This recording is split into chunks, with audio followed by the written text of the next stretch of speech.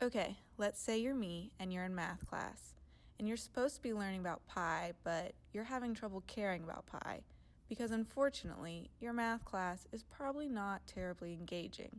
You're supposed to be drawing and labeling some circles so that you can understand this C equals pi times D thing. But you're bored and can't help but wonder why. So you do what any conscientious student would do in this situation and start doodling. And because you're me, you turn the circle into a smiley face, and then turn that smiley face into a stick figure. And then you have a stick figure that reminds you of that one math YouTuber, Vihart, who is definitely smarter than you and definitely knows more math than you. 28 on the scale. Can you smell the sweet scent of times 2 times 2 times 2 to the 5th to the 6th to the 7th? You can almost taste 256. But you wonder, what was her life before she became a YouTuber? And how would she tell her story in a video? I think she'd do it on a Mobius strip. Let's make one.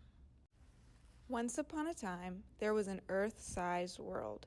It was like Earth, but it was a flat world, and it wasn't very wide.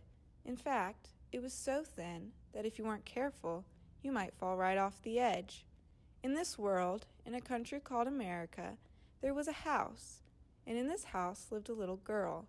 Her name was Victoria Hart, or Vi for short. Vi lived with her father, George W. Hart, a mathematician and sculptor. When she grew up, she earned a degree in music at Stony Brook University. In 2010, she started a YouTube series called Doodling in Math Class.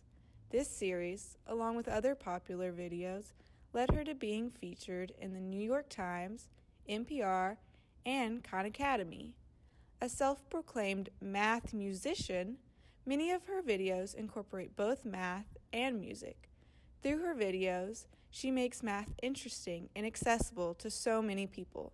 We're running out of paper. Let's make something else. 314-159-265-359-323-846-264.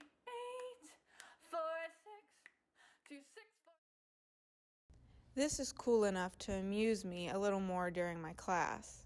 It's called a hexaflexagon. Is it lunchtime yet? I'm getting hungry. Tacos sound really good right now. Wait, didn't Vihart make a video on making hexaflexagon tacos? After adding beans and cheese, your hexaflexamexagon is ready for consumption. And didn't she make a video on why tau is better than pi using pies? Say I ask you how much pi you want, and you say pi over 8. You'd think this should be 1/8 of a pi, but it's not. It's 1/16 of a pi. That's confusing. I can't wait to eat pie on Thanksgiving. Wait, she also made a video on fitting 2 quails into 1 chicken, 2 chickens into 1 duck, and 2 ducks into 1 turkey to make a binary tree out of bird meat. What are you doing, nerd? I'm making math fun. Really, it doesn't look like you're doing anything. Yeah, I've learned about pi and tau. Really, what's tau?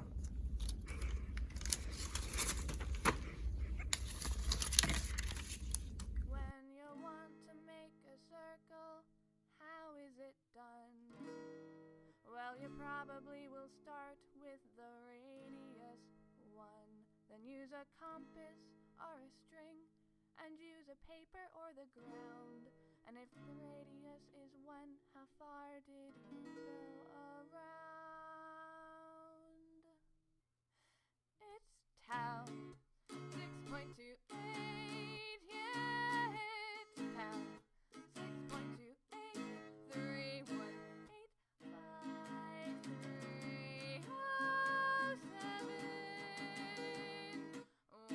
17958.